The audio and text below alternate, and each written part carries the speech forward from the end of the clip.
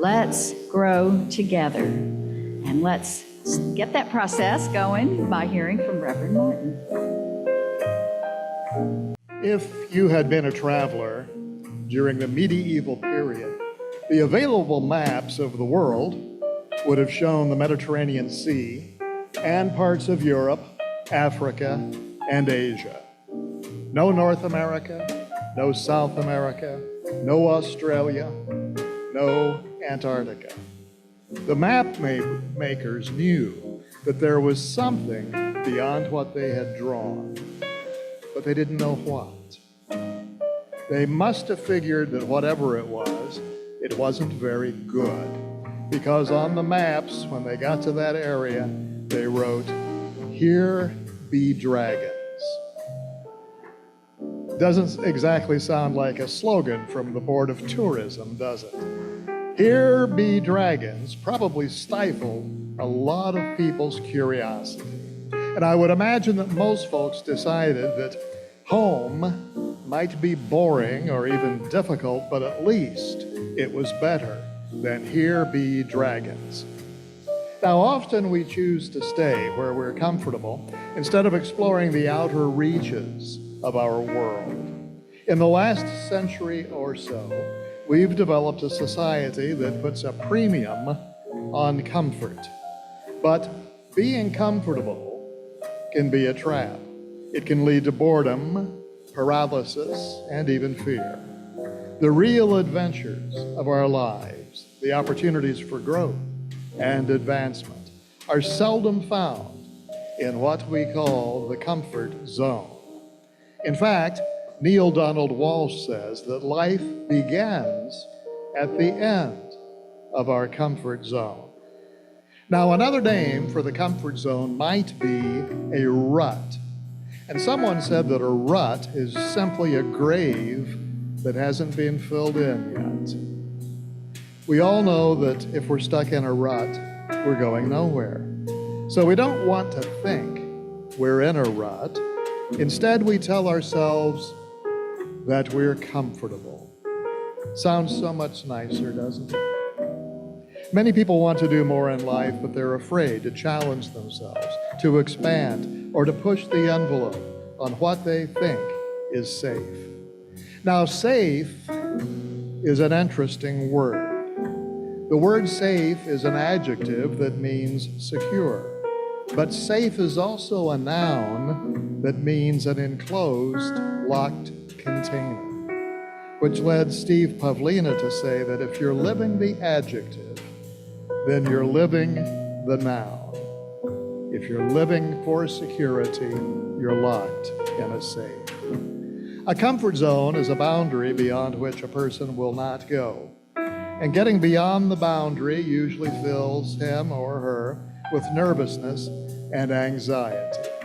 It's so easy to fall into the trap of never pushing your comfort zone. But the problem with that is that it often prevents you from true success and happiness in life. You have to test the limits on what most people consider normal to live the life you want. Someone said, "We have a normal, and as you move outside of your comfort zone, what was once the unknown and frightening becomes your new normal." When Moses finally persuaded the Pharaoh to let the Israelites go, they were ecstatic. Generations of slavery over and done with, and now onto the promised land. And yet, it wasn't too far into their journey before they started whining about the food. You may recall that God sent manna from heaven every day. There was no planting, no weeding, no fertilizing. All they had to do was collect it.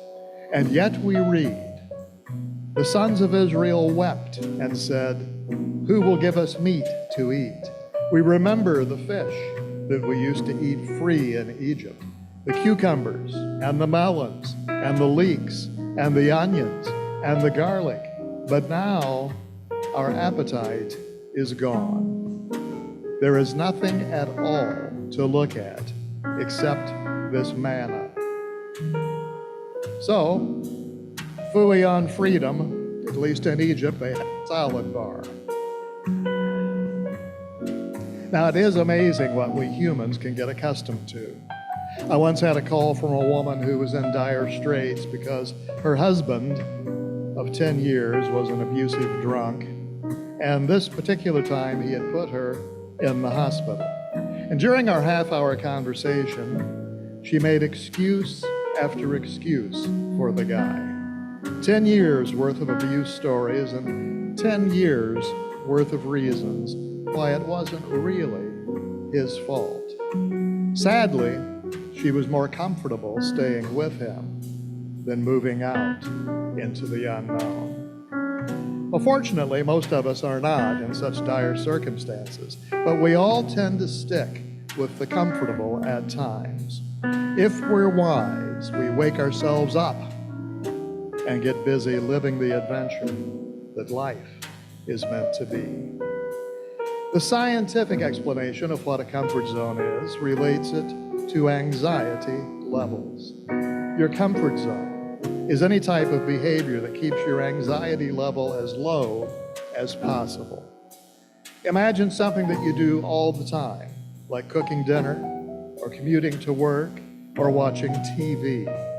Everyday activities that you're used to won't make you feel anxious or uneasy, so they're part of your comfort zone. A lot of the anxiety that comes from leaving your comfort zone is due to uncomfortable levels of uncertainty. There's a reason that cooking dinner is no big deal when you do it all the time. It's familiar, and you know what to expect. However, cooking dinner for someone important that you really, really want to impress may not be so easy. Driving a car for the first time, or skydiving, or starting a new job, are all activities that are full of uncertainty and thus anxiety. We see familiar things as safer, so we're drawn to what we know. And the mind thinks, hey, I tried this before and didn't get killed, so I can probably do it again. But trying new things takes energy. And when we're feeling tired or flat, we're much more likely to lean on old habits rather than take a new risk. A fellow named T. Harv Eker once wrote, "Nobody ever died of discomfort, yet living in the name of comfort has killed more ideas, more opportunities, more actions, and more growth than everything else combined." Comfort kills. Well, here are some of the benefits of leaving your comfort zone and trying things that raise your anxiety level just a little bit. First, it will help you grow. When mixed with the feelings of success, anxiety and self-doubt can lead to personal growth. This is why adventures like rock climbing or skydiving can be so exhilarating. They induce anxiety and unease, but when completed, they give us feelings of accomplishment and confidence. And as you're growing, your comfort zone will grow. If your comfort zone is small, that is to say, there aren't very many things you can do without feeling anxious, you'll either be anxious a lot of the time or miss out on a lot of the excitement life has to offer. By getting out of your comfort zone more regularly, you'll increase the number of things that you're comfortable with. And you'll also be able to enjoy more things in life, since familiarity makes us more likely to enjoy something, even if it turned us off at first. Doing new things motivates us and helps us learn. Doing new things increases levels of dopamine in the brain, which is part of the brain's reward center.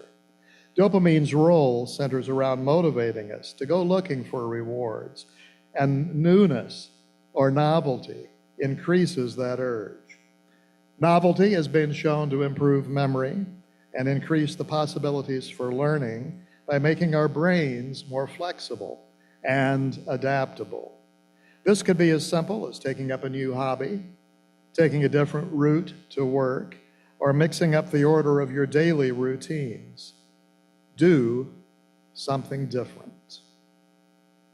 Daniel Pink, author of Drive, The Surprising Truth of What Motivates Us, says that what we're ideally looking for is a place of productive discomfort. He says if you're too comfortable, you're not productive. And if you're too uncomfortable, you're not productive. Like Goldilocks, we can't be too hot or too cold. The idea is that if you can find a middle ground where you're anxious, but where the anxiety levels are still manageable, you're tackling something that you can achieve. And once you get used to this new level of anxiety, you've successfully expanded your comfort zone and you move up to another level. How far you want to push your boundaries is entirely up to you. And it'll probably depend on whatever else is going on in your life. The trick seems to be maintaining a healthy balance between security and comfort on the one hand, and a little novelty and excitement on the other. Many people never get where they want to be in their lives, their careers, or finances because they stop at places that appear to be comfortable. I hear so many people say things like, I make enough to get by, I haven't saved a lot, but I'm okay, or I haven't fulfilled my dreams, but I've done better than some. Well, settling is about getting comfortable. Being satisfied is about accepting where you are rather than pursuing your potential. I'm not sure why so many people settle, but they do. Almost everyone I've ever asked about this quickly admits they're capable of doing much more. Oh, I could do more, but I'm comfortable. So let's talk about going beyond the edge. Here's just a few ideas that you can use to break out of your comfort zone. First, don't see time as an obstacle. I don't have time is one of the great lies we tell ourselves. It's easier to tell someone I don't have time than to admit I'm too lazy or too scared to try. Now, even if time is a problem, the amount of time we waste every week would probably add up to a full day. There's an old saying that says if you want something done, ask a busy person to do it. He or she will usually figure out a way to fit it in. Another idea, write down your fears. Write them down and then go confront them. Doesn't matter what comes up on your list. Confront it and do what you can to move past the fear. Along those lines, get information. Anxiety is usually the result of a fear of the unknown. Usually, we imagine the worst case scenario of what could happen when we push past the boundaries of what makes us feel safe. Not knowing leads to the here be dragons mentality. To break through your comfort zone, you need to first educate yourself. Your goal is to learn more about whatever skill or activity you're pursuing. You talk to people who have done the same thing. You read books on the subject. You check out articles on the internet. And the first time you try anything new, you're probably not going to be very good at it. And that's normal. But you can greatly improve your odds of success by learning all you can about whatever it is you want to do. And of course, information is more readily available today than ever before. And information, when used to advance your goals, is power. The more you know about something, the more powerful you'll feel. Be willing to fail. One of the biggest things that holds many of us back is our fear of what people think. After all, you don't want people to think you're incompetent, do you? And that's what you may look like the first time you try something. But if you think back on some of the most lovable, magnetic, and interesting people you've come across in your life, chances are they weren't the meek, comfortable folks who are reliably pleasant to be around. No, they were probably people who were just a little crazy, who were totally spontaneous, who made slap-your-forehead mistakes, or who were a little over the top sometimes. But you liked them for it. So lose your concern of what people think of you. You're allowed to be less than perfect, and you may find that people like you more for it because it makes you a more interesting person to be around. Get laughed at and laugh with them. Do something you normally wouldn't do for fear of looking like an idiot. Be that idiot. You'll be fine. The worst thing that can happen when you try something new is that you might fail. But at least you tried, and you probably learned that it wasn't nearly as scary as you'd imagined. Knowing that you tried is an accomplishment, and even a failed attempt is a measure of success, in that you had the courage to take a risk and made the effort to take a leap of faith.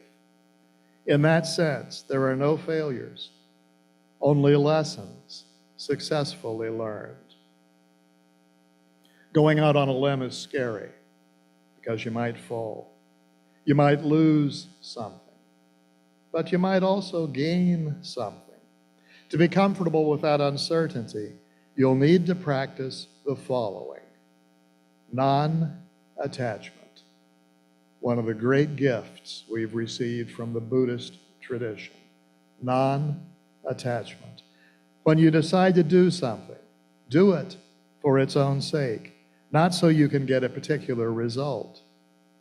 As the saying goes, it's not the destination, it's the journey.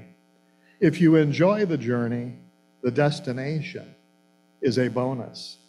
If you don't enjoy the journey, chances are the destination won't make up for the drudgery of the trip. Acceptance. When things don't go your way, and sometimes they won't, shrug it off. If you're clinging to your comfort zone, you're hanging on to the idea that the world is supposed to be a safe, predictable place. And that's an illusion. You're setting yourself up for frustration and disappointment. Open your eyes. The world is a dynamic place where things appear to go right and appear to go wrong.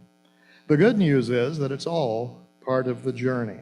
It's all part of our growth. It's all part of learning whatever we need to know to get to a higher level of living. After all, you seldom learn anything by doing the same old, same old. Take a chance on life. It helps to know that even if you can't change places or change circumstances, and you definitely can't change other people, you can change the way you respond to everyone and everything. And that gives you the confidence and the power to accept, engage, and succeed in this diverse world in which we live. Enjoy the unknown. When's the last time you felt excited about not knowing what was going to happen next? If you're deep in your comfort zone, it's probably been a while. Don't you miss that mixture of anticipation and anxiety that makes your heart flutter and your stomach turn at the same time? Bring that feeling back into your life. What if you could get up every morning and say, I wonder what wonderful things will happen to me today? What if you really believed the affirmation, today and every day I meet new and wonderful people. I visit new and wonderful places. I enjoy new and wonderful experiences. Well, why not? If you can decide that it's too scary out there beyond the edge, you can also decide that your highest and best good is waiting for you out there beyond the edge. Writing in the Science of Mind textbook, Ernest Holmes tells us, there is no limitation outside of our own ignorance. And since we can all conceive of a greater good than we have so far experienced, we all have the ability to transcend previous experiences and rise triumphant over them. But we shall never triumph over them while we persist in going through the old mental reactions. So choose your attitude. Most of our anxieties are created out of nothing more than our warped imaginations. If we could learn to see the unknown as an adventure instead of a scary place, we would move forward with confidence and faith. Think about this. We could take a board that's 10 feet long and 12 inches wide and put it on the floor here and ask you to walk it. And you would do it without difficulty. But suppose we placed that same board 20 feet high in the air and then asked you to walk it. That's a different story. What changed? Not the board, not your leg muscles, not your ability to walk. Your mind changed. But you can always change your mind back to a positive outlook if you choose to do so. It's all a matter of choosing your focus. High wire walkers don't spend any time looking at the ground far below. They look straight ahead at their destination, the other end of the wire. A fellow named Christopher Logue wrote this interesting little piece called Come to the Edge. Come to the edge. We might fail. Come to the edge. It's too high. Come to the edge. And they came. And we pushed. And they flew. At some point in every life, there's a boundary which represents a new possibility. This is the edge. Beyond the edge lies a new adventure. And once you cross the threshold, you'll be a stranger in a strange land. New places, new places. What worked in the old world may not work in the new world. And therefore, you'll have to change. Transformation. This is reflected in the poem. Notice the excuses they make to avoid the call. We're comfortable back here. We're too busy. It's too high. We're afraid. And then they get to the real fear. We'll fall. Well, the truth about life is that you are not created out of limitation or scarcity. You are created out of all that is. You are a product of eternity and infinity. You are living in a universe of infinite possibility, and the universe of infinite possibility is living in you. If you get the inner urge to do something, that means that the ways and means to do it exist, and they will appear to you in your experience when you need them. And you will need them when you get to the edge. Patrick Overton wrote, when you have come to the edge of all light that you know, and you are about to drop off into the darkness of the unknown, faith is knowing that one of two things will happen. There will be something solid to stand on, or you will be taught to fly. Consider a bird in flight. Except for birds like the ostrich, the emu, and the penguin, it's a bird's business to fly. It's in their genetic makeup.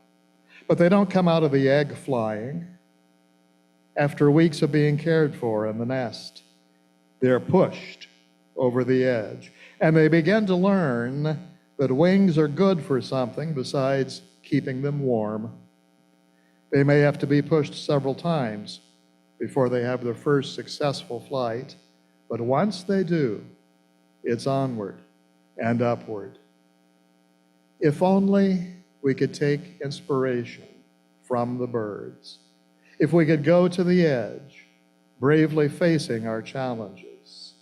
If we could take the leap, trusting our wings will support us when we let go.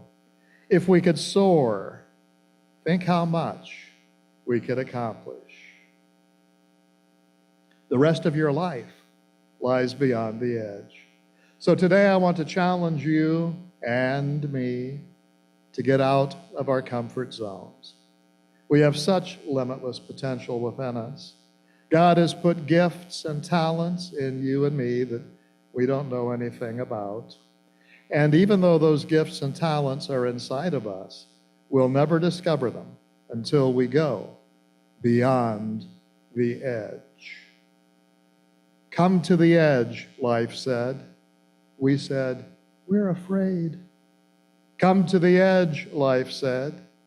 We said, it's too high. Come to the edge, life said, and we said, we will fall. But we came. Life pushed us, and we flew. See you at the edge. Namaste.